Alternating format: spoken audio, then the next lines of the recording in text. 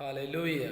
परमेश्वर का धन्यवाद करते हैं एक बार फिर से अच्छे सुंदर समय के लिए। और मैं आप सबों का हमारे जयवंत मिनिस्ट्री बाजपुर के यूट्यूब चैनल पर मैं आप सबों का हार्दिक स्वागत करता हूं। प्रियो, उम्मीद करता हूं आप एकदम ठीक होंगे, परमेश्वर की सामर्थ और उसके अनुग्रह में बने होंगे। और मैं विश्वास करता हूं कि आपने बहुत अच्छी तरीके से परमेश्वर के वचन को अपने जीवन में महत्व दिया है और प्रभु के वचन के द्वारा आप अपनी जिंदगी को लगातार दिन प्रतिदिन पवित्रता और धार्मिकता की ओर बढ़ाते हुए चले जा रहे होंगे। प्रियो, आज मैं आप सबों से एक बात पूछना चाहता हूं और आप मुझे समझाने की कोशिश कीजिएगा कि मैंने पिछले काफी समय से मैं अपने YouTube चैनल पर एक चीज देख रहा हूं। वो ये है कि जब मैं आपके बीच में परमेश्वर के जीवित वचन को बहुत अच्छी तरीके से लेकर आता हूं तो लोग उसको बहुत कम देखना पसंद करते हैं, सुनना बहुत कम पसंद करते हैं। लेकिन जब मैं किसी पास्टर को मारा, बाइबल को जला दिया, है ना, धर्मांतरण जैसा आरोप, पास्टर को मार दिया गया, जान से मार दिया गया या उनको जेल में बंद कर दिया गया, जब मैं इस तरीके की वीडियो डालता हूं तो उस पर अक्सर लोग ज्यादा एक्टिव रहते हैं और बहुत अच्छी तरीके से देखते हैं। मैं आप सबों से एक बात पूछना चाहता हूं, क्या इस तरीके की घटनाएं आपके लिए ज्यादा महत्वपूर्ण है या फिर ऐसी घटनाओं के लिए प्रार्थना करके परमेश्वर के वचन को अपने जीवन में मजबूत करना यह ज्यादा जरूरी है? आपके लिए क्या ज्यादा जरूरी है? अगर आप चाहते हैं कि सिर्फ आपके पास तक ऐसी घटनाएं पहुंचे तो आपको पता है ऐसी घटनाओं को देख देख करके शैतान आपके मन के अंदर काम कर जाएगा, आपके विश्वास को अविश्वास में बदल देगा। क्यों? क्योंकि वो इस बात को आपके विचारों में डाल देगा कि यीशु मसीह पे विश्वास करना बंद कर दे, नहीं तो तुझे भी मारा जाएगा, तेरे बाद तेरे परिवार का क्या होगा, तेरे बच्चों का क्या होगा, तेरी पत्नी का क्या होगा, तेरे पति का क्या होगा, तेरे माँ बाप का क्या होगा, तेरे भाई बहनों का क्या होगा। यदि आप इन्हीं घटनाओं के ऊपर ज्यादा फोकस रखेंगे ना तो आपको पता है आप बहुत सारी विपत्तियों का सामना कर सकते हैं। लेकिन आज के वचन के द्वारा मैं इस बात को आपको बता देना चाहता हूं कि आपको अच्छी तरीके से याद होगा कि प्रभु यीशु मसीह ने एक बात कही थी, वो ये कि खेत के मालिक से दुआ करो, खेत के स्वामी से प्रार्थना करो, विनती करो कि वो अपनी फसल को काटने के लिए और भी मजदूर क्या करे, भेजे।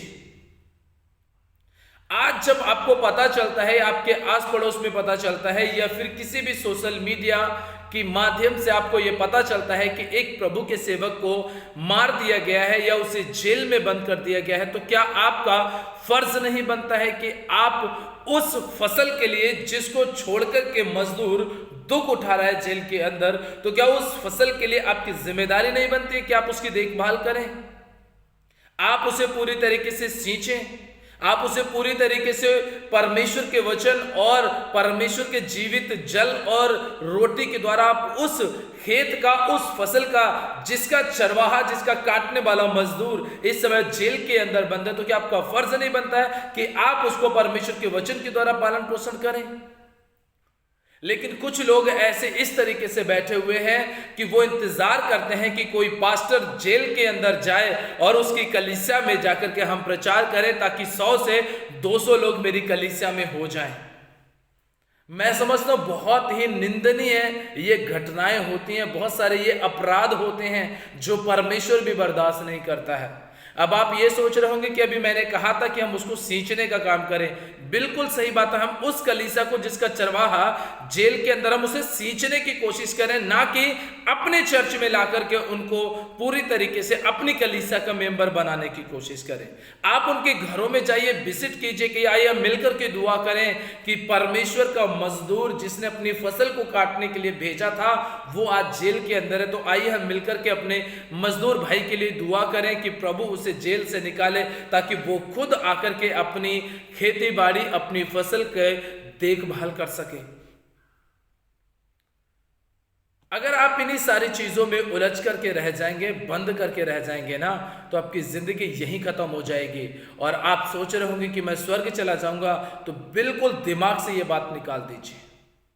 ऐसे ही आज एक घटना मैं आप लोगों के बीच में बता देना चाहता हूं कि अभी संडे के दिन की बात है।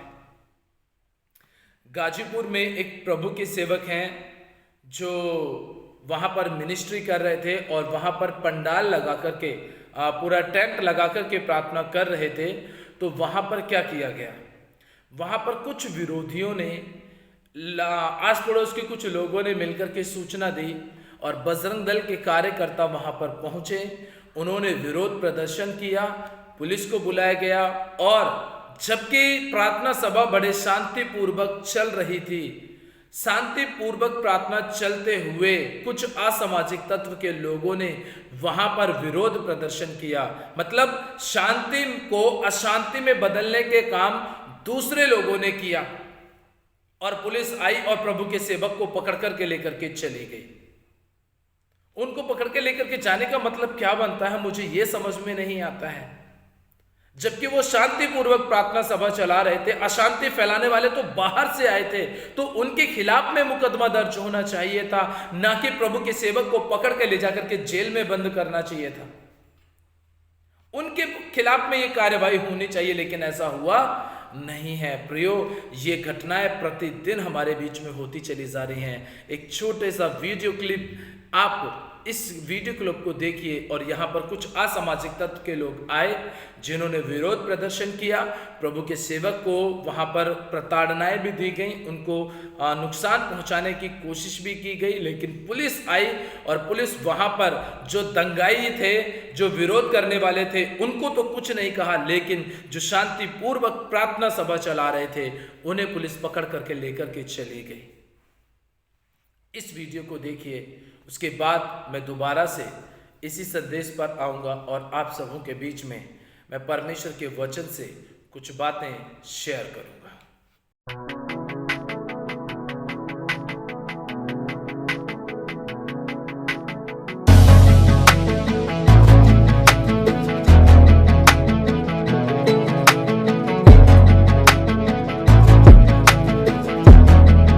ये पाया जा रहा है कि इसमें भोले भाले लोगों को लालच देके और धर्म परिवर्तन का प्रयास किया गया है।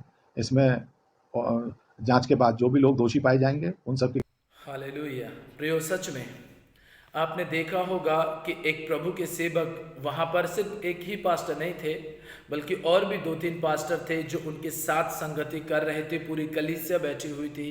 मैं समझता हूँ कि कहीं ना कहीं मिस्टेक कलीसिया की भी थी कि काश अगर कलीसिया के लोग वहाँ पर खड़े हो जाते और खड़े होकर के ये बात कहते कि हम तो यहाँ प्रार्थना शांतिपूर्वक कर रहे थे, लेकिन दंगा फसाद इन्होंने आकर के किया है, तो शायद उसका परिणाम कुछ और होता। कलीसिया के लोग भी शांत रहे, जिनके बीच में से आप सोचिए पुलिस के लोग वहां से पूरी तरीके से प्रभु के सेवकों को पकड़ करके लेकर के गए। जबकि अगर कलीसिया के लोग चाहते तो घेराबंदी करके ये बात साबित कर सकते थे कि हम अपनी मर्जी से यहाँ पर आकर के प्रभु का सुसमाचार सुन रहे हैं, अगर किसी को प्रॉब्लम हुई है तो वो इन लोगों को प्रॉब्लम हुई है। तो मैं समझता हूँ कि उस समय पर पुलिस कर्मचारी प्रभु के सेवकों को नहीं बल्कि उन दंगाइयों को उठा करके लेकर के जाते हैं। लेकिन यह सब हमारी कमियों की वजह से, क्योंकि हम चुप रहना जानते हैं, हम बोलना नहीं जानते हैं, हम बात करना नहीं जानते हैं। अरे भारत का संविधान जितना अन्य समाज के व्यक्ति को बोलने का हक और अपना पलड़ा, अपना पक्ष रखने का अधिकार देता है, उतना ही मसीह समाज के लोगों को भी हक अधिकार मिलता है कि आप अपना पक्ष पुलिस प्रशासन के सामने या किसी भी धार्मिक संगठन के सामने आप अपना पक्ष भारत के संविधान के अनुसार रख सकते हैं। और उस पक्ष को सुनने के लिए जज को भी सुनना पड़ेगा, पुलिस को भी सुनना पड़ेगा, हर एक चीज को सुनना पड़ेगा। लेकिन हम चुप रहते हैं ये सोच करके कि प्रभु ने हमें चुप रहना सिखाए, गाल पर कोई थप्पड़ मारे तो दूसरा भी फेर दो, ये हम पूरे तरीके से सोच करके चलते हैं। लेकिन इस चीज को, इस बात को यही समाप्त कीजिए प्रियो। अगर आप चुप रहेंगे तो बहुत भारी नुकसानों का सामना आपको करना पड़ेगा। आपको दुख तब होगा जब आपका कोई अपना आपकी आंखों के सामने जेल की सलाखों के पीछे जाएगा, तब आपको लगेगा कि हाँ अब हमें आवाज उठानी चाहिए। लेकिन एक प्रभु का सेवक जा रहा है जिसके साथ आपको कोई रिश्ता तो नहीं है, लेकिन हाँ मसीह के प्रेम का रिश्ता है और सुसमाचार का रिश्ता है, जिसकी वजह से वो आपके साथ में दुख उठा रहा है। प्रियो, याद कीजिए कि प्रभु यीशु मसीह ने खून इसीलिए बहाया ताकि हम एकता और मेल मिलाप के बंधन में रह करके उस महान स्वर्गीय पिता की मर्जी को पूरा कर सके। प्रियो, जिस वीडियो में आपने देखा होगा कि एक प्रभु का सेवक और जिसको पुलिस के लोग उठा कर के लेकर के जा रहे हैं और कुछ असामाजिक तत्व के लोग और वहाँ के जो एसपी या एसएचओ या दरोगा जो कोई भी थे, उन्होंने पूरी तरीके से आपने देखा होगा कि वो ये बात कह रहे हैं कि हम पूरी जांच पड़ताल करेंगे और जो दोषी पाया जाएगा उसको हम जेल की सलाखों के पीछे भेजेंगे। आप एक बात बताइए मुझे कि अगर किसी भी प्रकार से अगर प्रभु के सेवकों के ऊपर जांच पड़ताल में कोई भी दोष ना पाया गया तो क्या पुलिस प्रशासन उन लोगों के ऊपर जिन्होंने इस तरीके से शांति प्रार्थना भवन शांति करते हुए लोगों को शांति प्रार्थना को शांतिपूर्वक करते हुए लोगों को जिन्होंने अशांति में डाला था, क्या पुलिस प्रशासन उनके ऊपर मुकदमा करेगी? क्या उनके ऊपर चार्जशीट लगाएगी? क्या उनके ऊपर तहरीर लिखी जाएगी? ऐसा कुछ भी नहीं होगा। बात रफा दफा हो जाएगी, बात आपस में बैठकर के मामला सुलझा लिया जाएगा। लेकिन अगर सेवक की गलती निकली तो उसे पक्का जेल के अंदर भेज दिया जाएगा। तो ये सब कुकृतियां जो हमारे बीच में होती हैं, इन सबों को मैं और आप बहुत बर्दाश्त कर रहे हैं। लेकिन प्रार्थना करें कि प्रभु इन सारी बातों में हमारी मदद करे और अब हमें आवाज़ उठानी चाहिए, हमें लोगों के सामने आना चाहिए, हमें लोगों के सामने बातें करनी चाहिए। आज के वचन के द्वारा मैं इस बात को बता देना चाहता हूँ, जबकि मत्ती रचित सुसमाचार उसका 9 अध्याय और 35 वचन में ऐसा लिखा है, यीशु सब नगरों और गांवों में फिरता रहा और उनके आराधनालयों में उपदेश करता और राज्य का सुसमाचार प्रचार करता और हर प्रकार के बीमारी और दुर्बलता को दूर करता रहा। जब उसने भीड़ को देखा तो उसको उन लोगों पर तरस आया, क्योंकि वे उन भीड़ों के समान जिनका कोई रखवाला ना हो, व्याकुल और भटके हुए से थे। आज भी मेरे द्वारा आपके द्वारा प्रभु यीशु मसीह यही काम कर रहा है कि जो भटके हुए लोग हैं, जो इस दुनिया के पाप में, नशे में, बुरे कामों में, गंदे कामों में, लुचपन में, तमाम प्रकार के ऐसे पाप भरे काम हैं जिनमें वो भटक चुके हैं, आज भी प्रभु यीशु मसीह उन लोगों को अपना सुसमाचार सुनाकर के उनको सही रास्ते पे लाना चाहता है। और जब उनको वो सही रास्ते पे प्रभु लेकर के आ जाता है तो कुछ लोगों को दिक्कतें होती हैं। क्यों?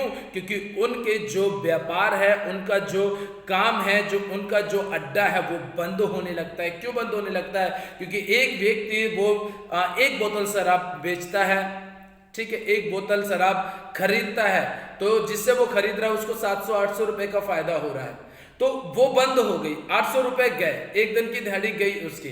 तो कुछ लोगों को तकलीफ होती कि आखिर इसने क्यों छोड़ दी, क्यों इसने बुरे काम छोड़ दिए, क्यों पाप करना छोड़ दिया, क्यों इसने हमारे साथ में उठना बैठना बंद कर दिया, क्यों? उसे तकलीफ होती है क्योंकि वो उनकी जैसे काम नहीं कर रहा है। तो प्रभु यीशु मसीह ने देखा कि जब मेरे पीछे इतनी बड़ी भीड़ आ रही है, तो उस भीड़ को उसने देखा और कहा कि ये भीड़ उन लोगों के समान है जिन भेड़ों का कोई रखवाला ना हो। प्रियो, जब आपने देखा होगा या बकरी या भेड़ें जब कोई जानवर लेकर के जंगल में जाया जाता है, तब उनके बीच में आपने अक्सर देखा होगा, अगर चरवाहा ना चले तो भेड़ें और बकरियां अपनी मनमानी करना शुरू कर देती हैं। और यदि उनके साथ चरवाहा होता है तो वो उन्हें छड़ी भी लगाता है, उन्हें डांटता भी है, ताकि वो सीधे रास्ते पे चलें और जो उनके हिस्से का खाना है वो उसे खा सके।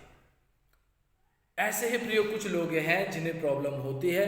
यीशु मसीह ने कहा कि जब उनको तरस आया तो उसने इस बात को बोला था, लिखा है कि वो उनकी बीमारियों को भी, कमजोरियों को भी, तकलीफों को भी दूर करता था। और आज भी प्रभु यीशु मसीह चिन्ह चमत्कार करता है। कोई इंसान, कोई पास्टर, कोई रेवरेंड, कोई बिशप, कोई अध्यक्ष, कोई उपाध्यक्ष, ये कोई नहीं है, ये एक जरिया है। लेकिन आज भी यीशु मसीह किसी मुर्दे को जिंदा करता है, यीशु मसीह बीमारियों को चंगा करता है, यीशु मसीह ही सब कुछ काम करता है। मैं और आप इस बात को बिल्कुल भी ना लें कि हम चंगा करते, नहीं, हम तो कुछ कर ही नहीं सकते। जो कुछ भी करता है वो प्रभु यीशु मसीह करता है। और उसने अपने वचन में लिख करके ये बात बोली है कि तुम मेरे नाम से जो कुछ भी मांगोगे तुम्हें मिल जाएगा। तो आज हम यीशु मसीह के नाम से चंगाई मांगते हैं तो यीशु मसीह चंगा करता है। मैं और आप नहीं कर रहे हैं, यीशु मसीह चंगा करता है। हाँ, ये बात हम कह सकते हैं कि डॉक्टर के पास गए तो डॉक्टर ने हमें एक नींबू पैरासीटामोल टैबलेट दी और उसको हमने खाया तो ठीक हो गए। तो हम दसियों लोगों के बीच में जाकर के कहेंगे कि यार वो डॉक्टर साहब से मैं यार गोली लेकर आए, एक ही गोली उन्होंने दी और मैंने वो गोली को खाया और मेरी तबीयत ठीक हो गई। आप ये कह सकते हैं? चर्च में प्रार्थना सभा में बैठने उठने से भी अगर आपको कोई किसी भी प्रकार से चंगाई मिलती है तो उस चंगाई के पीछे और आगे सब तरीके से यीशु मसीह ही होता है। यीशु मसीह उन गांव के चारों ओर घूमता रहा और लिखा है तब उसने अपने चेलों से कहा, पके खेत तो बहुत हैं पर मजदूर थोड़े हैं, इसलिए खेत के स्वामी से विनती करो कि वह अपने खेत काटने के लिए मजदूर भेज दे।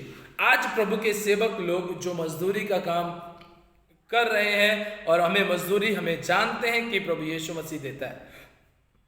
तो आज इस बात को हमने देखा है प्रियो कि जब प्रभु यीशु मसीह ने इस बात को बोला है तो मैं और आप लगातार प्रभु यीशु मसीह से ये विनती करें, हम अपने पिता से ये विनती करें, अपने परमेश्वर से ये विनती करें कि प्रभु अपने मजदूरों को भेज ताकि इस फसल को वो अच्छी तरीके से काट सकें और परमेश्वर का धन्यवाद कर सकें।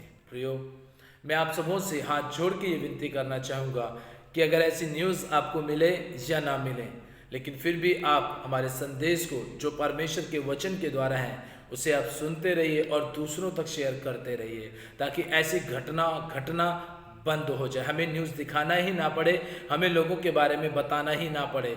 तो इसलिए आप सब कृपया करके आप वीडियो को पूरा देखिए और दूसरों तक शेयर कीजिए ताकि परमेश्वर की महिमा बहुत हो सके। हालेलुया। इसीलिए प्रियो, मैं एक चीज़ और आपको बता देना चाहता हूँ कि हम बहुत जल्द अपना एक और YouTube चैनल बनाना चाह रहे हैं और बनाने जा रहे हैं, जिसको मैं डिस्क्रिप्शन बॉक्स में उसका, जब मैं उस चैनल को बना लूँगा तब मैं उसका लिंक आप तक शेयर करूँगा और मैं चाहूँगा कि आप हमारे उस चैनल को भी सब्सक्राइब करें ताकि हम उसमें कुछ महत्वपूर्ण चीज़ों के ऊपर डिस्कस कर सकें, कुछ बातों के ऊपर डिस्कस कर सकें। तो इसलिए आप सब परमेश्वर के वचन में, उसके प्रेम, उसके सामर्थ्य में बने रहिए और इस वीडियो को अगर आपको पसंद आई है तो ज़रूर दूसरों तक शेयर करना। तब तक के लिए आप अपना और अपने परिवार का ध्यान रखिएगा। जो प्रभु के सेवक गाजीपुर में पकड़े गए हैं उनके लिए ज़रूर प्रार्थना कीजिएगा। परमेश्वर आज के वचन के द्वारा आप सबों को आशीष दे। सभी को दिल से प्यार भरे शब्दों में जय मसीह की।